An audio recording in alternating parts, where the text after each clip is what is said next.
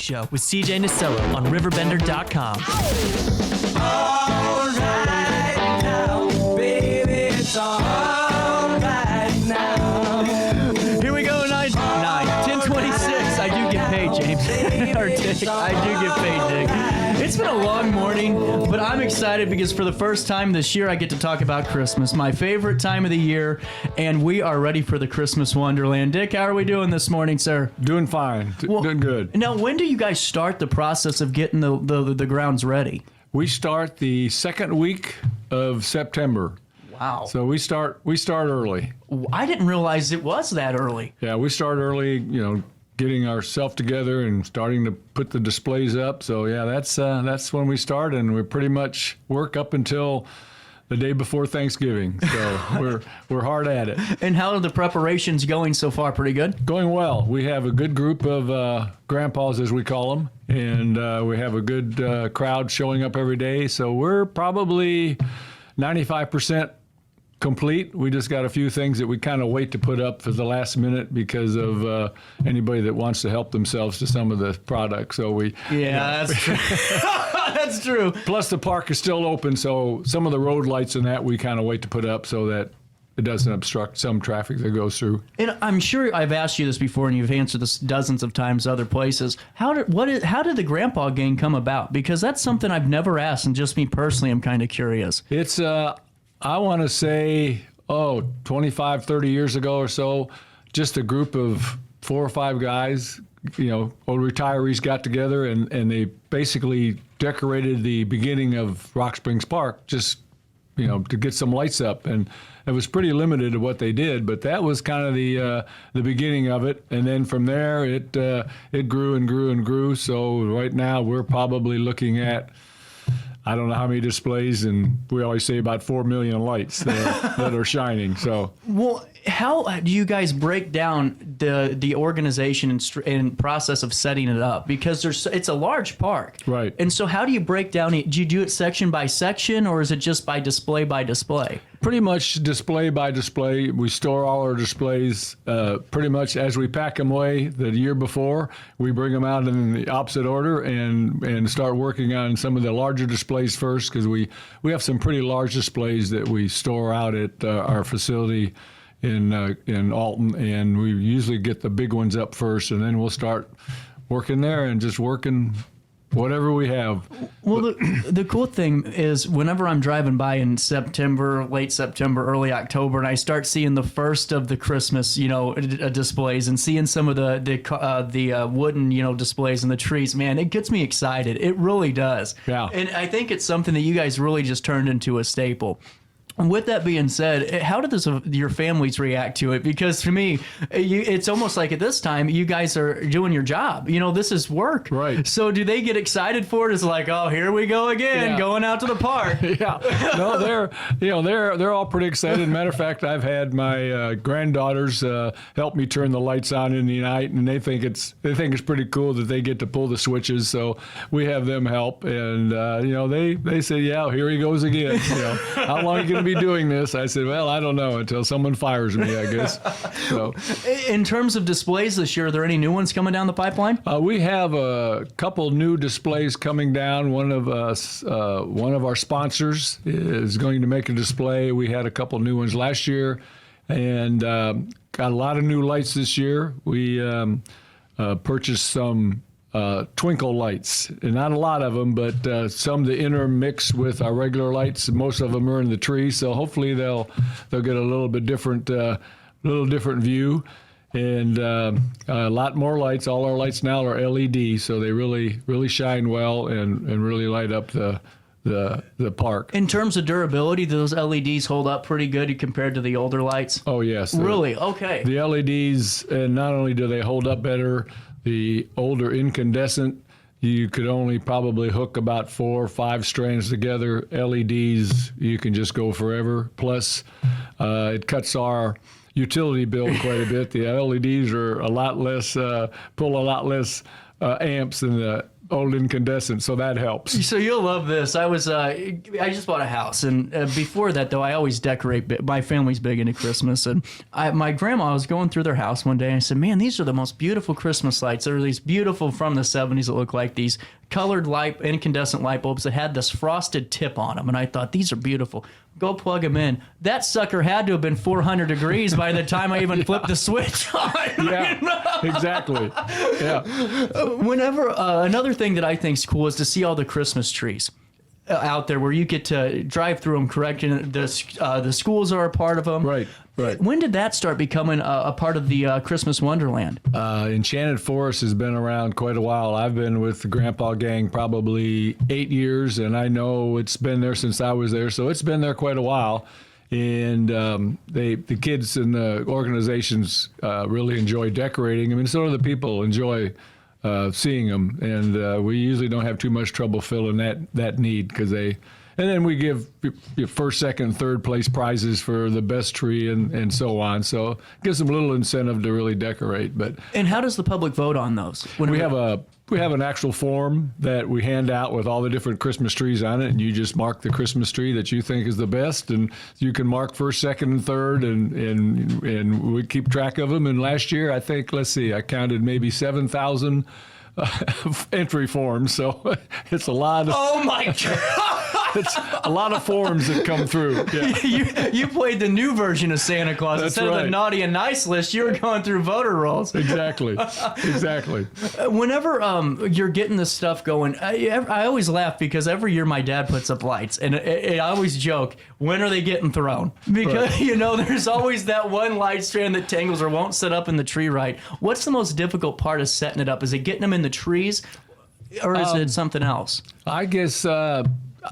it's pretty well, everybody's pretty well at knowing how to put them up. But, sometimes, they do get tangled, and especially when it's cold, they're a little harder to work with. But we've had some really great weather.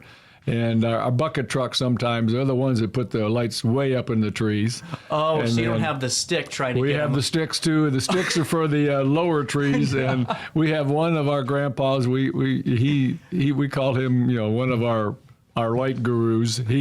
He's tall anyway, and then he has a stick that's got an extension on it that they all do, but then he's put another extension on it.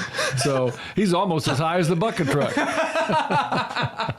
That's the new event this year is the competition. Who can hang him faster? That's the right. extended stick or the bucket truck? That's right. Exactly. I've never asked this because I've never even paid attention because everyone knows once you're in the Wonderland and you're driving through, times of the time don't mean anything. How long is the display in its entirety when you drive?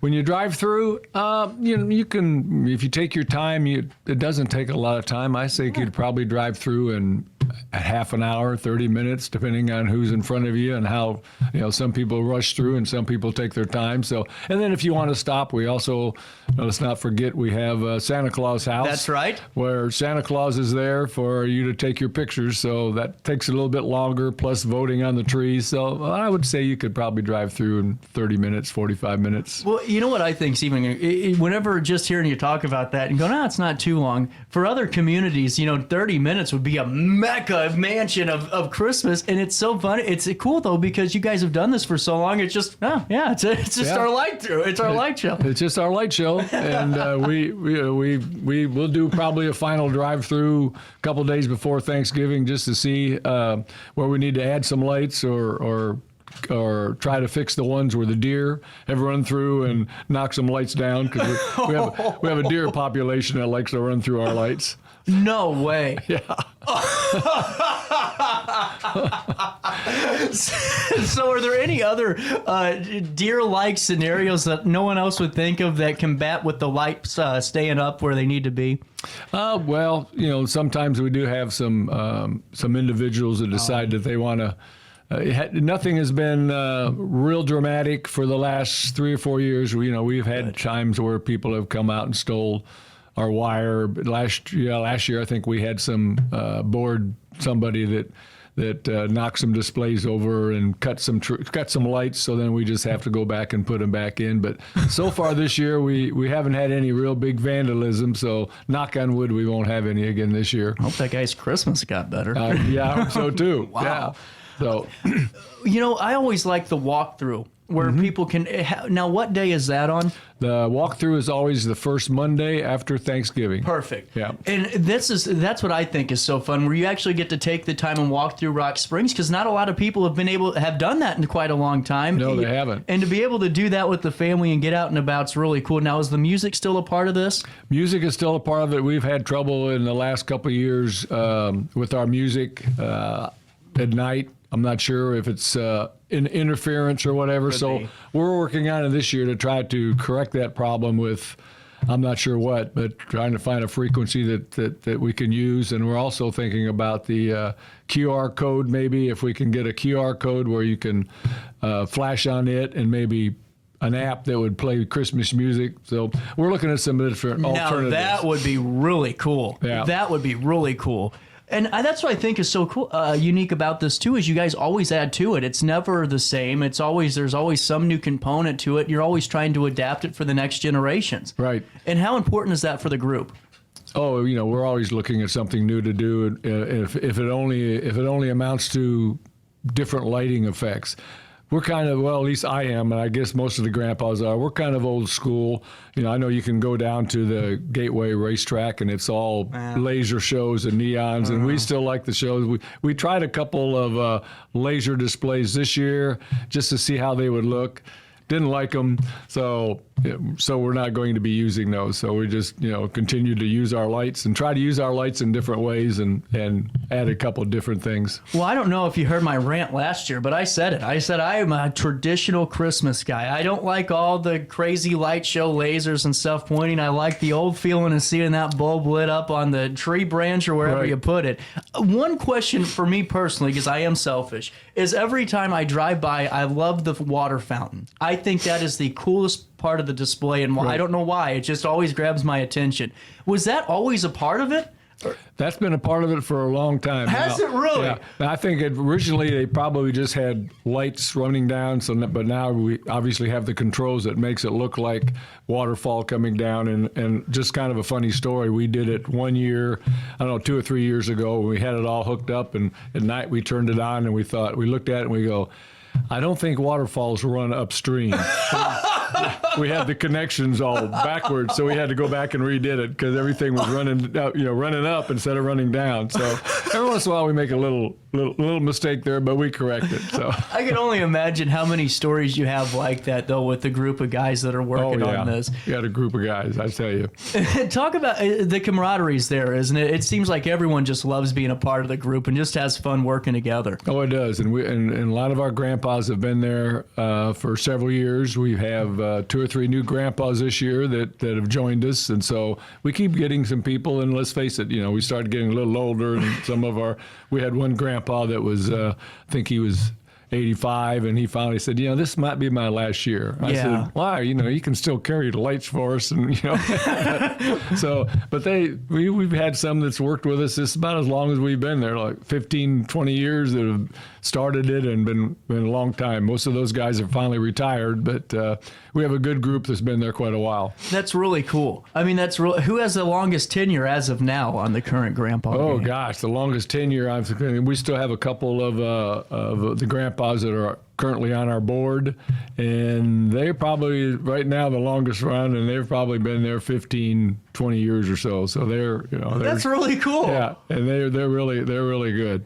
I mean, this is really just such a fun time of the year to be in Alton, because I always tell people, driving down State Street Hill and you see St. Peter and Paul, especially when the first snow hits and the city's lit up and all Christmas themed, it's really beautiful. And then you drive down Rock Springs and you get to go through that awesome display is just incredible. I think Christmas at Alton is, we could stake it, I think, against a couple other cities for best Christmas town. I think we could. I really do. A lot of people really decorate in some of our old neighborhoods and old community, the way they decorate their homes and that. So it all makes it. We'll take a little ride some nights and just ride around with our grandkids to see.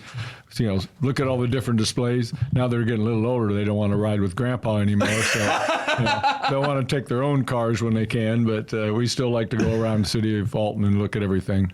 Without a doubt. And now, in terms of coming in, is admission charge? Is there an admission charge? There's admission. We call it a donation. Right. We never refuse anybody. Donation this year is going to be $10 for a car. And for your larger minibuses and, big coaches, they're basically $1 a person.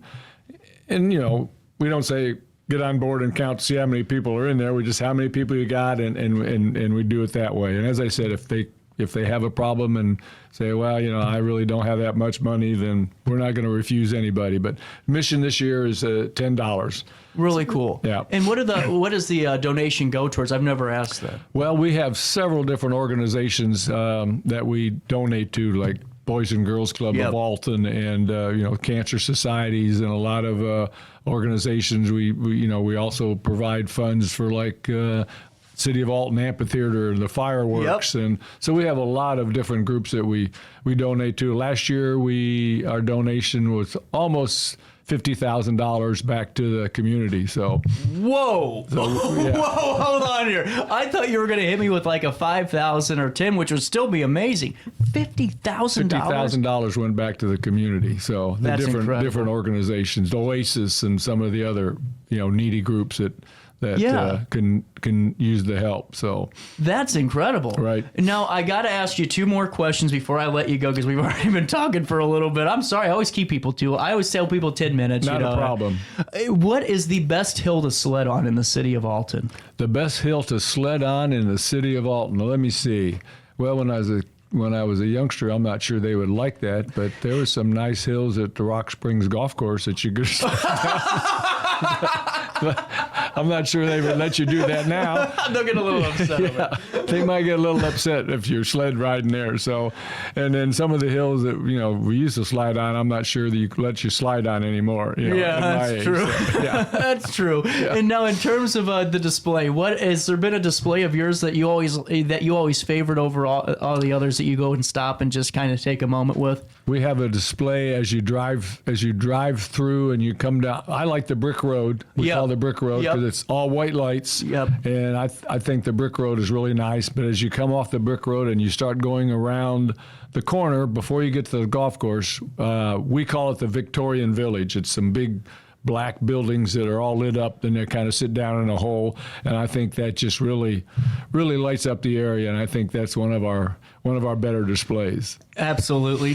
Dick Alford, before I let you go, the Christmas Wonderland starts the day before Thanksgiving, correct? Day after Thanksgiving, 24th, I believe it is. It is. And then we run through December 27th. Wow. So And then how do you guys chaperone? How do you guys decide who volunteers that night to be out and about collecting donations? How does that work? we have volunteer for every group. They're all volunteer groups, and they're church groups. They're any number of groups that volunteer each night to run the show. And without the volunteers, it would really be hard to run it. Are you still looking for volunteers? Right now, we have all our volunteer groups are full. Wow. Which is good, and we usually fill those up quite soon.